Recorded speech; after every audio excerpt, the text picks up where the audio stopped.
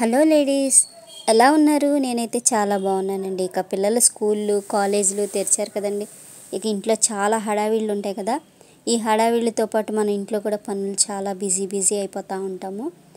నేనైతే ఈరోజు ఉదయాన్నే స్నానం అయి చేసేసి పూజ మొదలు పెట్టేశానండి. ఇక పూజ చేసేసిన తర్వాత వంట స్టార్ట్ చేశాను. ఇలా గుత్తి వంకాయ మసాలా కర్రీ తయారు చేసానండి బాక్సుల్లోకి. మా పాపకి మా వారికి లాగా కర్రీ చేసి వాళ్ళకి క్యారేజ్ రెడీ చేసేసాను. ఇక నేనైతే ఈరోజు కాస్త సరుకులన్నీ తెచ్చుకోవాలని డిసైడ్ అయిపోయాను.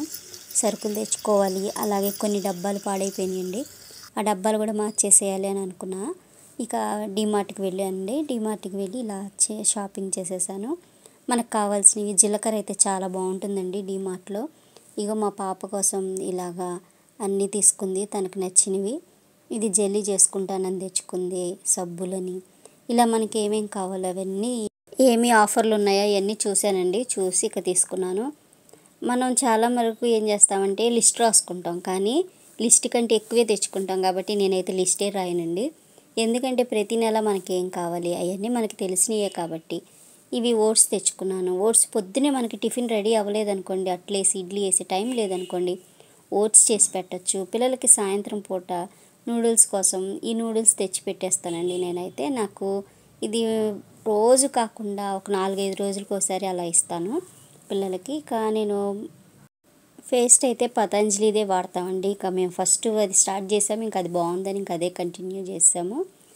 ఇక ఇవి కూడా తీసుకొచ్చానండి. ఇవి మనం లేడీస్ అయితే పొద్దున మనం టిఫిన్ చేయడానికి చాలా బద్దకిస్తూ ఉంటాం కదా.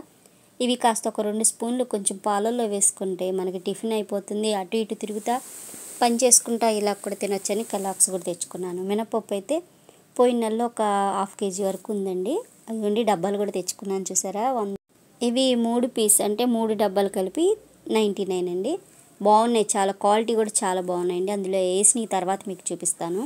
ఇక ప్రస్తుతానికి ఇవన్నీ తీసుకున్నాను. ఇక పచ్చెనపప్పు ఇవన్నీ నేనేం చేస్తానంటే సగం వరకే మనం బయట పెట్టేసి, సగం వరకు ఏం చేశానంటే నేను అన్నిటికీ పిన్ కొట్టేసి ఫ్రిడ్జ్లో స్టోర్ చేస్తానండి. మళ్ళీ వచ్చే నెలలో ఏమున్నాయో చూసుకొని అవి మళ్ళీ తెచ్చుకోవచ్చు కదా. ఒకేసారి మళ్ళీ ఇవి ఉన్నాయా లేవా అని తెచ్చేసుకోకుండా బయట డబ్బాలో వేసామంటే పాడైపోతూ ఉంటాయి.